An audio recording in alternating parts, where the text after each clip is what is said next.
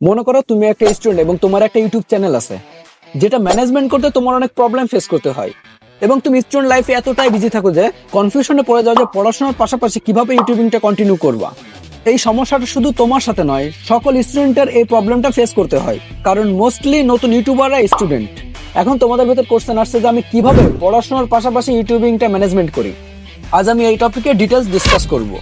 তো প্রথমে যেটা আছে সেটা হচ্ছে ক্যাটাগরি। তোমার চ্যানেল কোন টপিকে?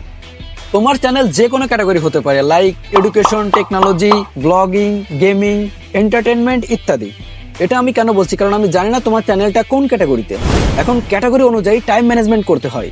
অনেক ক্যাটাগরি আছে যে ক্যাটাগরিতে ভিডিও বানাতে আপনাকে অনেক টাইম এবং ইফোর্ট লাগে। ফর এক্সাম্পল, তুমি এন্টারটেইনিং ভিডিও বানাও, কারণ এই ভিডিও তুমি ডেইলি বানাতে পারো। এখন এটার একটু অপোজিটে যাওয়া যাক। মনে করো তুমি ইউটিউবে টিউটোরিয়াল ভিডিও বানাও, এই ভিডিও তৈরি করতে বেশি সময় লাগে না। আমি তোমাকে এটা বোঝাতে চাচ্ছি যে তোমাকে তোমার ক্যাটাগরি অ্যাকর্ডিং ডিসিশন নিতে হবে যে তুমি কয়দিনে ভিডিও আপলোড দিবা। যদি তুমি ডেইলি ভিডিও বানাতে চাও তাহলে ডেইলি ভিডিও বানাও, আর যদি তুমি টাইম নিয়ে ভিডিও বানাতে চাও তাহলে টাইম নিয়ে ভিডিও বানাও। তোমাকে সবকিছু ডিসাইড করতে হবে তোমার category according.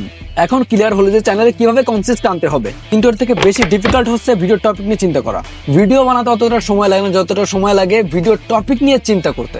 But don't worry, তুমি টেক অ্যানালিটিক্স জোনের সাবস্ক্রাইবার, তোমাকে আমি ব্যাপারটা সহজ করে দিচ্ছি। এখন যদি তুমি পড়াশোনার পাশাপাশি ইউটিউব নিয়ে সিরিয়াস থাকো তাহলে তোমার জন্য টপিক খোঁজা খুব একটা সমস্যা হবে না। টপিক ফাইন্ড করার জন্য অনেক উপায় আছে। আই থিঙ্ক প্রতিটা ইউটিউবারের মাইন্ডে কোনো না কোনো টপিক আছে। এখানে তোমরা একটা ভুল করো যে তোমাদের কাছে কোনো টপিক থাকলেও তোমরা সেটা বাদ দাও, কারণ তোমরা যে টপিকটা নিয়ে ভাবো সেটা কোনো কাজে আসে না। এখন কিছু কমন প্রশ্ন তোমাদের ভেতর তৈরি হয়, কিভাবে ভিডিও বানাবো, কিভাবে থাম্বনেল বানাবো এবং ভিডিওতে কি বলবো। এছাড়া অনেক প্রশ্ন তুমি নিজেই তৈরি করে ফেলো। আমি সাজেস্টেড করবো এটা কখনোই করা যাবে না। যদি তোমাকে কোনো টপিক নিয়ে ভাবতেই হয় তাহলে তুমি কোথাও সেটা নোট করে ফেলো, অথবা তুমি চাইলে মোবাইল নোটবুকে নোট করতে পারো। আমি পার্সোনালি এটা করে থাকি। একটা সিক্রেট ওয়ে শেয়ার করি, সেটা হচ্ছে তুমি বড় বড় ইউটিউবারদের কমেন্ট সেকশন চেক করতে পারো। ওইখানে তার অডিয়েন্স যেটা ডিমান্ড করে ভিডিও নিয়ে, তুমি ওই টপিক নিয়ে ভিডিও বানাতে পারো। একটা কথা মাথায় রাখতে হবে, যেন ওই ইউটিউবার অবশ্যই তোমার ক্যাটাগরি হয়। দেখা গেল তুমি ভিডিও বানাও গেমিং রিলেটেড, কিন্তু চলে গেলে টেক ইউটিউবারের কমেন্ট বক্সে, এমনটা যেন কখনোই না হয়।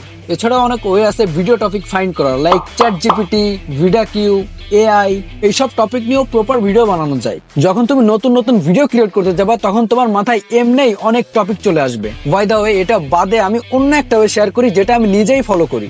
মনে করো তুমি কোনো স্কুল অথবা কলেজ স্টুডেন্ট, তুমি কোনো কোচিং এ পড়তে যাচ্ছ, তখন তুমি অনেক সময় পাও। এই ফ্রি সময়টাকে তুমি কাজে লাগাতে পারো তোমার ভিডিও টপিক বের করার জন্য।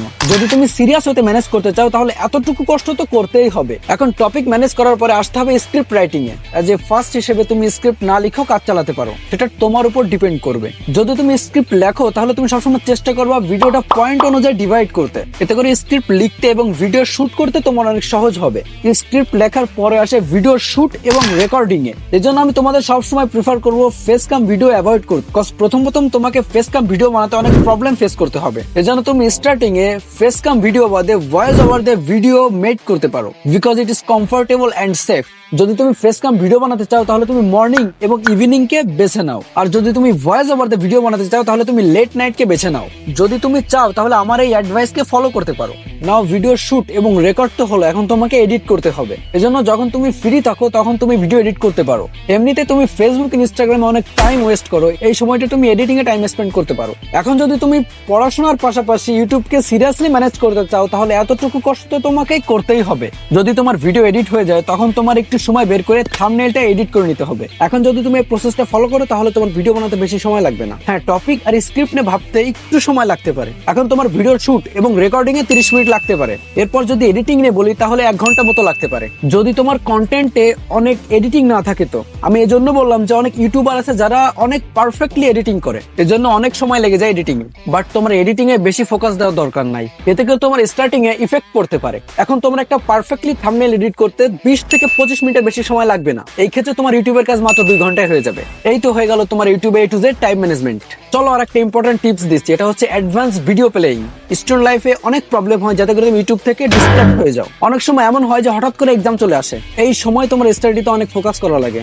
এখন আমি যদি বলি তুমি স্টাডিতে পুরো ফোকাস করো, তোমার চ্যানেল অটোমেটিক চলবে, বাট টেক অ্যানালিটিক্স জন্য এটা কেমনে হবে? ওয়েট বলতেছি। এর জন্য তোমাকে একটু কষ্ট করে কিছু অ্যাডভান্স ভিডিও মেড করে রেখে দিতে হবে। এখন যে ভিডিওটা তুমি মেড করলে এটা তুমি কিছুদিন গ্যাপ রেখে একটা শিডিউল করে নিবা। এখন তুমি ডেট এবং টাইম সেট করলে ওই দিনে ওই সময় ইউটিউবে অটোমেটিকলি তোমার ভিডিও আপলোড হয়ে যাবে। এভাবে অ্যাডভান্স ভিডিও প্ল্যান করে অ্যাজ এ স্টুডেন্ট তুমি তোমার ইউটিউব চ্যানেল খুব ইজিলি ম্যানেজ করতে পারো। বাই দ্য ওয়ে, তুমি তোমার ওপিনিয়ন অবশ্যই কমেন্ট বক্সে জানাবা। চ্যানেলে যদি নতুন হয়ে থাকো তাহলে অবশ্যই সাবস্ক্রাইব করবা, আর ভিডিওটা যদি ফেসবুক পেজ থেকে থাকো তাহলে অবশ্যই পেজটি ফলো দিয়ে রাখবা। আল্লাহ হাফেজ।